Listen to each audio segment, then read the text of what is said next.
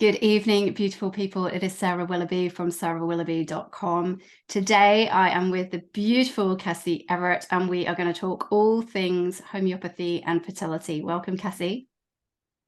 Hi there, Sarah. It's great to be here.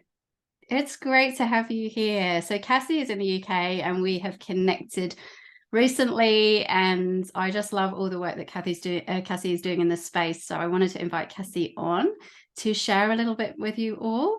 So I'm going to read Cassie's bio for you. So Cassie has practiced homeopathy for the past 17 years. That's like forever. That's dedication.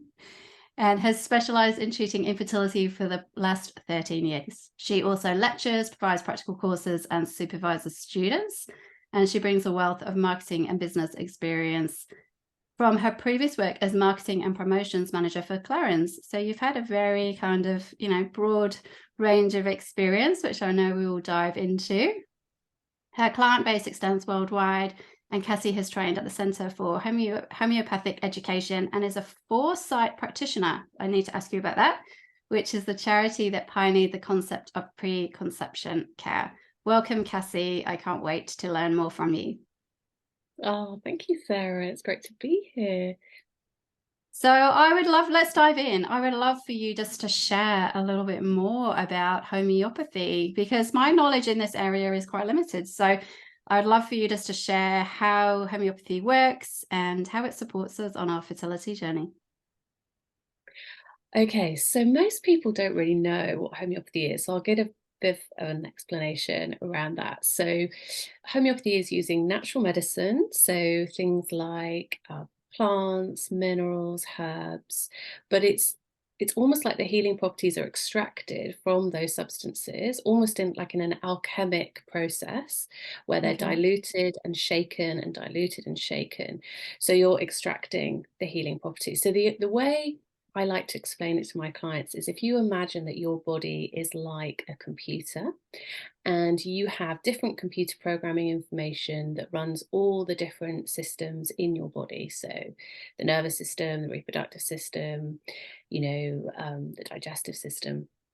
And it's wonderful. It all just happens without us even having to think about it, just all falls into place. But when stress comes along, our body is amazingly adaptable. So it just adapts and copes, which is amazing. And we don't even know. But sometimes when lots of different stresses come at us from different directions, so for example, perhaps a close relative passed away quite Mm. suddenly alongside a massive change in the weather going from hot to cold, and also perhaps, losing a job. Yeah, all within a couple of months. So sometimes when lots of stresses come at the same time, our body doesn't cope very well, but it has this incredible feedback mechanism.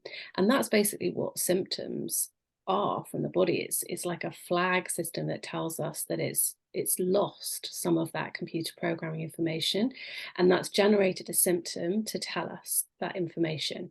And so, what I do as a homeopath is find the right homeopathic remedies that act just like the missing computer programming information that then enables the body to heal itself.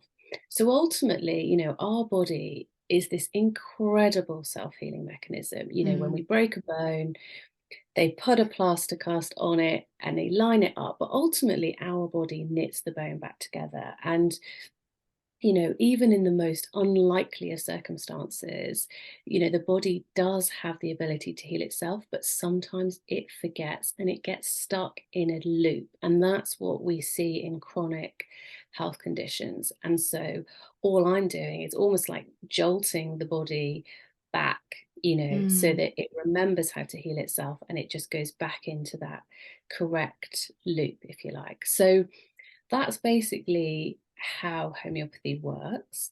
Um, and then, obviously from a fertility perspective, fertility is an extension of our health. Therefore, when you promote good, balanced health, then it automatically brings fertility back online. But generally, people that are coming to see me more often, well, they kind of go into two camps really, but women are either coming with an issue like cysts, polycystic ovaries, endometriosis, difficult periods, fibroids, all that kind of thing, or they're coming because they've been told, I've got unexplained infertility, I have no idea what's going on. And so what the homeopath does is almost become like a detective, really, to try and identify what areas of their health are missing. And that can be mental, emotional, spiritual, because ultimately it is just, as we would say in the UK, like having an MOT on your body. That's kind of what having homeopathic treatment is like. Absolutely. Well, thank you for explaining that to me. I've got a much better understanding now. So what was the driver for you getting into homeopathy? Because obviously your background is working for Clarins, which is very different. So Yes. what was your motivation for changing careers? Yeah, absolutely. Well, I was at a real crossroads in my life because, well, before I worked at Clarins, I actually started working at Clarins at the time of starting to study homeopathy. So, but before that, I worked in PR. So I had a marketing degree, but I was really unhappy working in PR, and I really didn't like it. And I was applying for jobs, and I was at a crossroads, and I had really bad acne in my early 20s. So I didn't have acne at all as a teenager. And then it hit me, and it was all sort of around here, which is very much the part of the face that normally indicates hormonal imbalance. So I suspect I perhaps had undiagnosed PCOS type scenario going Okay. on.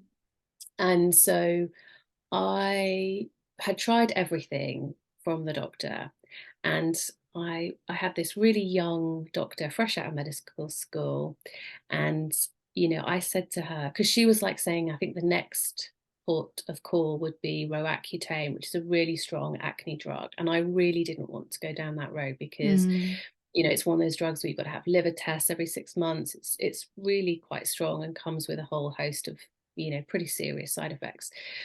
And just part of me was like, I just didn't want to go there. So I said to her, could we try something natural, like, I don't know, homeopathy? And literally that was my sentence to her. I didn't know what homeopathy was. I'd never experienced it before, but somehow it sort of, this idea popped into my mind, and she said, oh yes, I can refer you to the homeopathic hospital. So at that time, I mean, it's very different now, we're talking over 20 years ago, but at that time you could be referred to the homeopathic hospital on the NHS.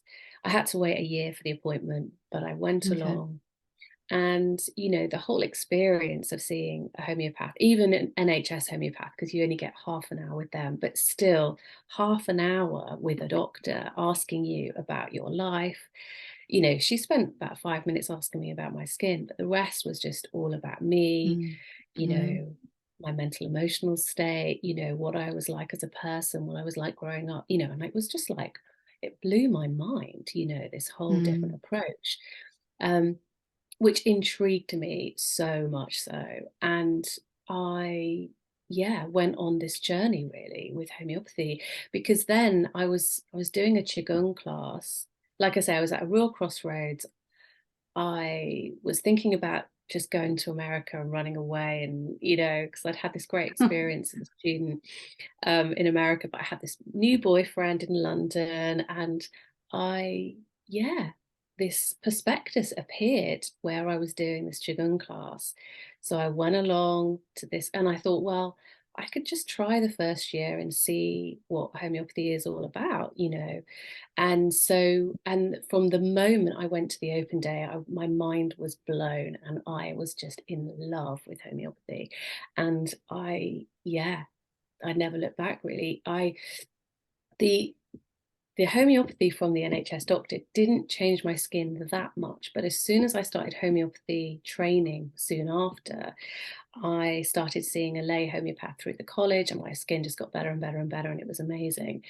And it helped me in so many ways with confidence. And it's funny because before that, I'd had an epileptic fit when I was 16, and I'd gone to the doctor and I'd had all the scans, and they were like, look, your test results are terrible. We think you're going to probably have to take medication for the rest of your life, and you have to be really careful not to accidentally get pregnant, because then you might have a child with spina bifida. When saying this to like a 16-year-old girl, Yeah, that's just pretty wants full to on. go out, yeah, have fun with her friends and Yeah.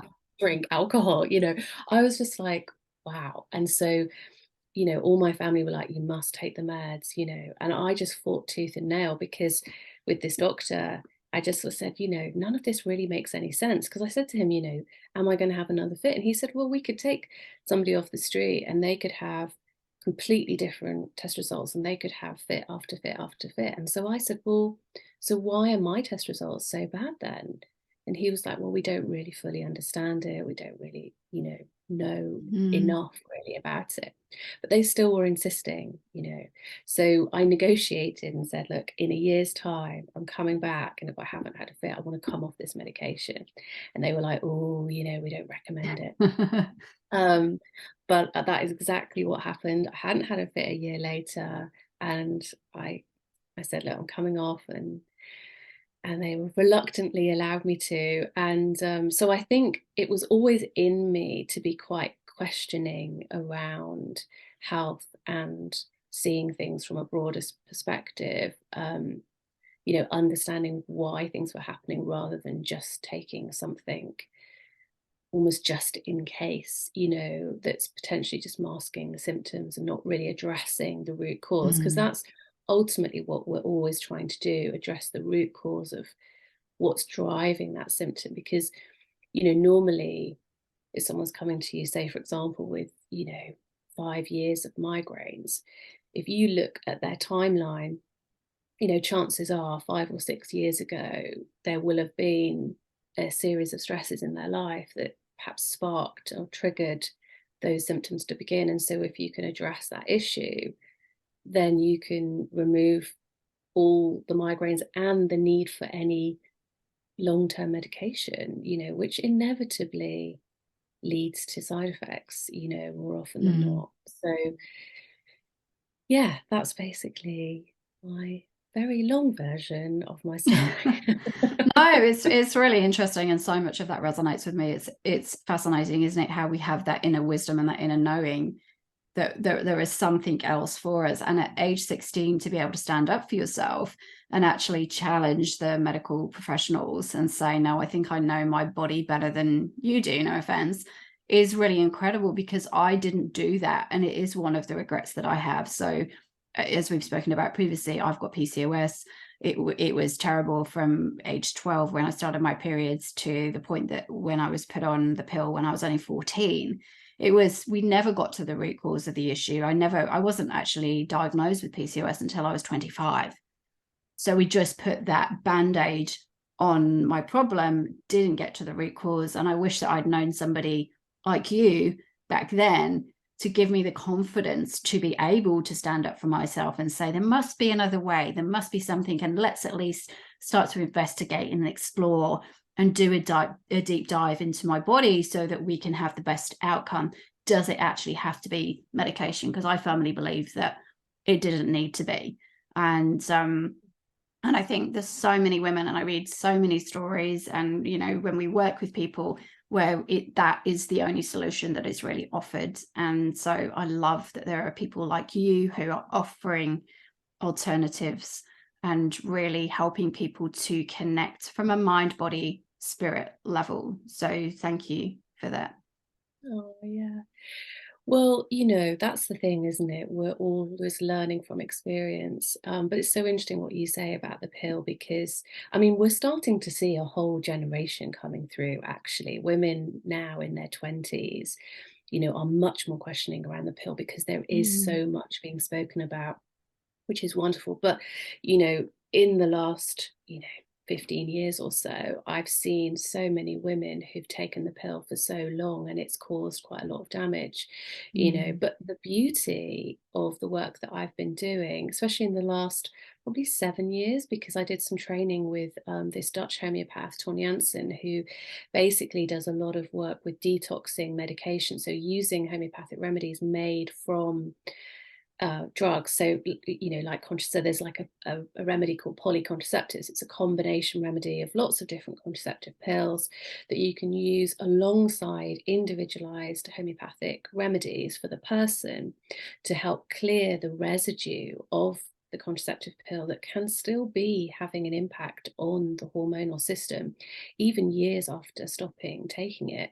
And, I see that having quite a big impact on ovulation and, periods in general, but fertility ultimately, because if the ovulation isn't strong, then it's hard to conceive, So certainly detoxing medications really promotes vibrancy in the health, like antibiotics. So many people have had like reoccurring cystitis, UTIs, or they've had taken a lot of antibiotics for acne or skin conditions and things like that, and then that leads to lots of thrush symptoms, and ultimately the antibiotics really knocks the immune system. And again, in pregnancy, to hold a pregnancy, the immune system needs to be strong. So again, clearing residue of antibiotics can really promote the immune system strength, which is crucial for pregnancy.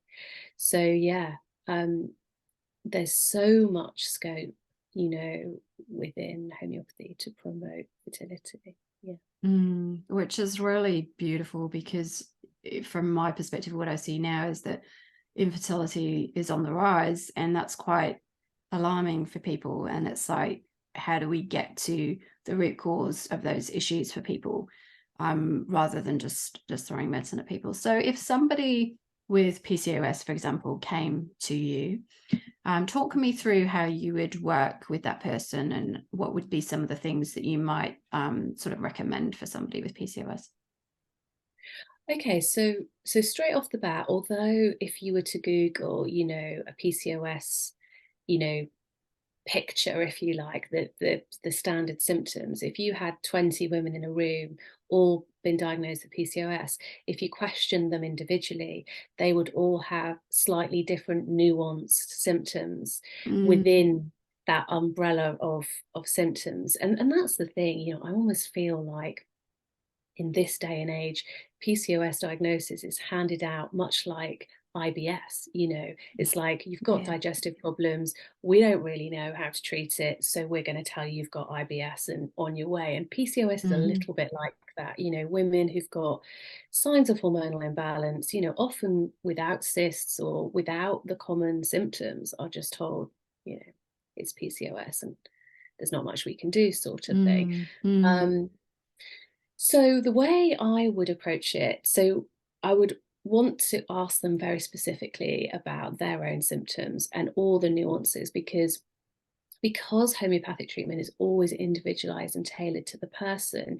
You always want to kind of really understand, what makes it worse for them, what makes it better, what are the sensations like, what's the pain like, what's, where are the symptoms worst? Where did it show up first? What was going on at the time that the symptoms began? Looking at that emotional aspect to it, and traumas and shocks and things like that. And with PCOS, I have certainly seen that there is an inherited weakness trend that tends to go hand in hand. So often where you see family medical history of things like cancer, diabetes, what else would be classified? Lots of allergies, a perfectionist type of, personality. Me. Recovering perfectionist, I'll own it. Yeah, well, I think it's a real thing of our generation as well, because if you think about our parents, they were striving for a better life. So always pushing really, really hard, working really, really hard, going beyond. So of course, that kind of tendency drives perfection. Even, it's really interesting you say about perfection, because I recently read a really good book talking about perfection personality types, and how a lot of women on a fertility journey have this perfection aspect. And one personality type is that they're called the rebel, and they might be a perfectionist in one area of their life, but because they are perhaps untidy in the home, or they have a really messy desk, or there's something very untidy about them, they're in denial that they have this perfectionism aspect to themselves. But anyway, we digress. That's We digress. So once I've understood their sort of PCOS symptom picture, if you like, then I would go and look at their own personal medical history. So what their health was like from when they were a tiny baby right through till now, tendencies to get certain illnesses, where their weak spots are, shocks, traumas, accidents, big life-changing events, moments for them. And then also talk through their family medical history. And then also looking at their general symptoms. So things like food aversions, food desires, what they really truly love, how they sleep, what they dream about, if they remember their dreams, what their fears are, what makes them anxious, how their friends would describe them, what they're passionate about, all these different aspects, really help you to kind of get a really good understanding of who that person is, what their kind of personality type is. And yeah, it just really builds a picture of who they are and what makes them tick, so that you can tailor the homeopathic treatment. And so, yeah, like I said, I might use a series of remedies. So we might be cleansing and strengthening certain organs, because ultimately, for example, the liver is such an important organ that has so many different roles to play in the body, but specifically around fertility in terms of like hormone production, detoxification, blood flow, all these aspects that are important for fertility. So I might be strengthening some organs, I might be detoxing some medications, I might be, strengthening their immune system, their constitutional type, if you like, their personality type, all simultaneously, really, to try and, like I say, optimize the body so that it's running at its perfect, most balanced place, really. The other great thing about homeopathy is that it can, which I see coming into play on a fertility journey, is that it helps with acceptance, and it's also really good for times of transition in life as well, which are all kind of difficult aspects for us in life. So again, times of transition are periods of stress, so homeopathy can be really supportive. And that acceptance on the fertility journey is such a big one, isn't it? Because often the women that I work with and that I read about with fertility journeys, if we want to call it that, are often, sort of high performing professionals doing really well in life, achieve. And this is the first time that they've actually come up against something that they can't, quote unquote, solve. And so there's a whole load of sort of control and loss of control and wanting to fix something that actually we need to come to a place of surrender in that journey. So I love the fact that you work with women in those spaces as well, because it's such an important part of it. Well, I almost think that the journey itself creates some issues that almost add to the original issue, if you like, which, like you say, the control, the not accepting where you're at in this given moment, which of course is completely understandable, but it's like you're in conflict with your nature and where your life is at. So absolutely. I mean, and I think, homeopathy sits so well alongside, the type of work that you do, really working on the mind and the emotions, because it plays such a crucial role. Homeopathy is like the key to a locked door, but you still have to walk through the door. And sometimes we need different tools to do that. And so, I love it when women really go for it and they are having like hypnotherapy, or they're doing, I don't know, what other things could they be doing, like I did tapping? I did reflexology when I was on my journey. I did hypnotherapy.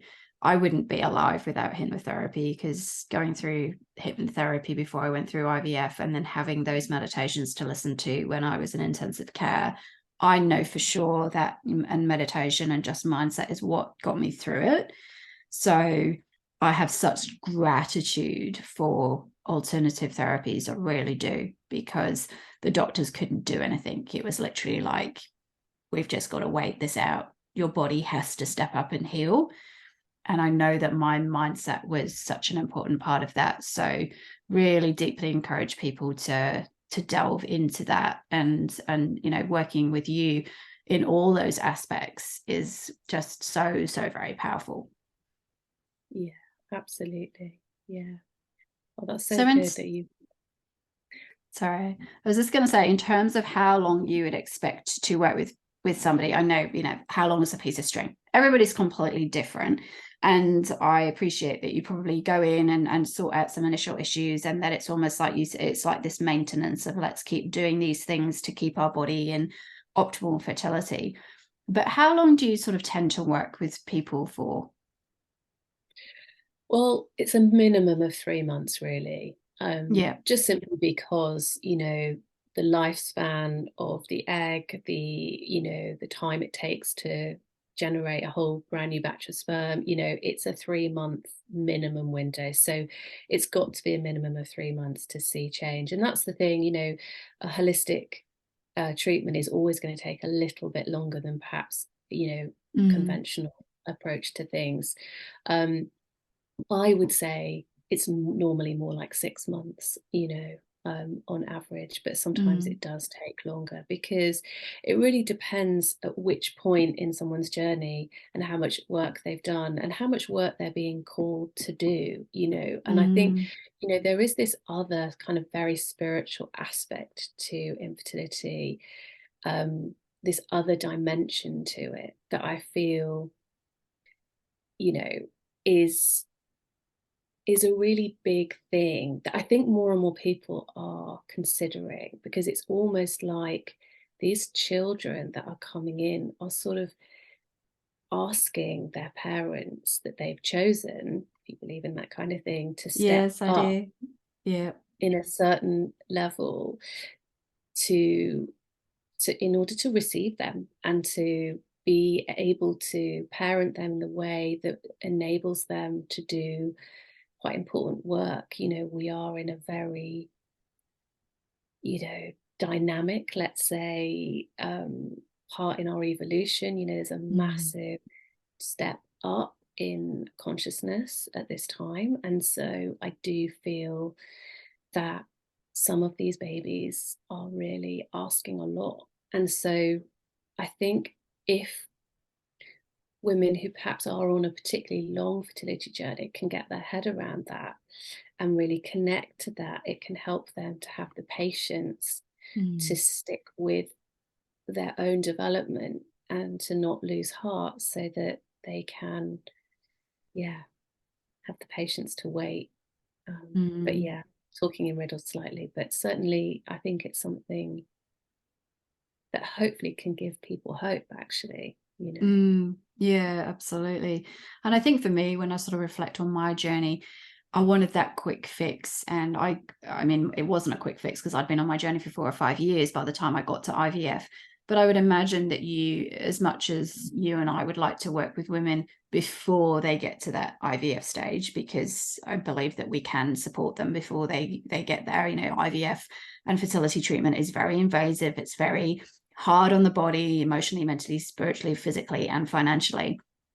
And it isn't a quick fix. It isn't the golden ticket, but unfortunately, that's what's sort of shared with people. So they have that belief that it is. But in terms of how you would work with somebody if they're already going through IVF, if they've been on this journey for years and years and they've tried so many different things, and they come to you and they say, Cassie, I would love some support while I'm going through IVF. How would you support somebody in those circumstances? Absolutely. And that has obviously happened a few times for sure. So the way I would do that would be to just just give remedies that support the body through that process, really supporting the emotions, supporting the body to be able to kind of, withstand that onslaught of medication, because it's quite, a lot of strong medication. So it's just helping the liver to be able to process all that medication, and helping the ovaries to be receptive. It's just really sort of opening the body to that process. And just generally giving the woman emotional support through that, because it is a very hard process. It is successful for some people, but it's so much, the percentage of its success rate is so much lower than is portrayed, as you said quite rightly. Which does skew everyone's perception, because I hear from some of my clients who really don't want to go down that road, but they're feeling so much pressure from their friends and family who are saying, well, why don't you just try IVF, and they're like, well, it's not what I want. But it, because the media, puts that in people's minds, it creates that pressure, which is the last thing people need when they're trying to get pregnant. There's enough personal pressure, without that extra. So and I mean, I would even go as far to say, it sounds quite conspiracy theory, but the IVF companies have a vested interest in keeping that story alive in the newspapers, because they want people in a fearful place running towards them with their life savings, saying, help me get pregnant, my time is gone, and actually, it's not really true. I have recently, because so much talks about 35 being the fall off the edge of a cliff moment for your fertility. And I was listening to an interview recently, and apparently within the Catholic community, obviously the Catholic community, of old weren't really hot on using contraception, so they would have very large families, and they would often be getting married very young, and so by the time they hit 35, they're when they're on their like 9th child, apparently they stopped bothering to register their pregnancies often when they hit 35. And so this message is coming from the Catholic Church that that people stop having pregnancies because these women just stopped registering births. And so it really skewed the statistics on the number of births being registered, which makes sense, that somebody has taken one group of statistics from one document and has just written story and story and story, from it. And it's like Chinese whispers a little bit, and yet we hear all the time of women getting pregnant in their 40s and beyond. And actually, because often those women on a fertility journey are really looking after their health, they're doing everything right, they're eating really well, they're exercising, they're looking after their body in such a good way that they can also almost often be healthier than a 25-year-old woman who's partying all the time, who's not eating well, who's not sleeping very much. And so actually there's a lot that we can do. And I think if we can step away from the fear that's peddled by the media and step into a much more empowered place where we feel that actually it is in our control. Because I think for me, the biggest message for women is to get in touch with their inner wisdom that knows exactly what to do, that drives them, that gives them the messages of what the next step needs to be. But it's about getting into a quiet enough place in your life where you're not so busy and rushed, and that you have quiet moments that you can really tune in and establish a relationship with that inner navigation system, if you like. And once women really step into that, then they aren't so pulled in different directions by the media and family and well-meaning friends who terrible advice about fertility. So that's my goal really, is to empower women to take their power back, because actually when they do, they get really great results, because women are the most powerful people on the planet, and that's why men have spent eons of time trying to suppress them, because they are so powerful beyond belief. Beautiful. Thank you for sharing that wisdom with us. And that completely resonates with me. I've just spent the weekend with a beautiful friend and colleague from Canberra, and she went on her fertility journey when she was living in the UK. She's English as well, and she actually conceived when she was 46 naturally, having been on a fertility journey for 10 years and gone through 6 rounds of IVF. It was when she did that mind, body, spirit work that she managed to have a beautiful daughter. So I just share that story with the audience just to give hope to anybody who's just feeling a little bit lost, or like they're coming to the end of that journey. Just keep believing, like Cassie has said, in your inner wisdom, because I've been on that journey myself, and it's an incredible journey. With or without a baby at the end of it, it's an incredible, empowering journey to go on. So thank you, Cassie, for sharing that with us. Yeah, sure. Yeah, absolutely. Wow, that's so inspiring to hear that. Yeah, really, really inspiring. I would love for you to share with our audience how people can connect with you. What's your website, and where are you on social media? Yeah, sure. So my website is just my name, cassieeverett.com. And I'm on Instagram and Facebook at the same. I think it's just Cassie.Everett for Instagram, and Cassie Everett Homeopath, I think, for Facebook. But you'll find me quite easily, I think. Just use my name.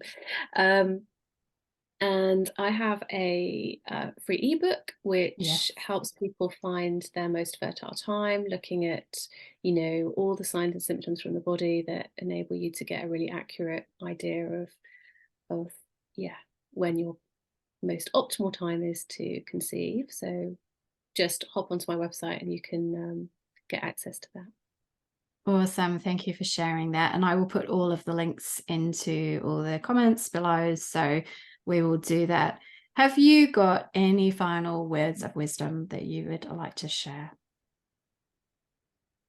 I would say my final words of wisdom, what pops into my mind is, don't buy into the words of the man or woman in the white coat.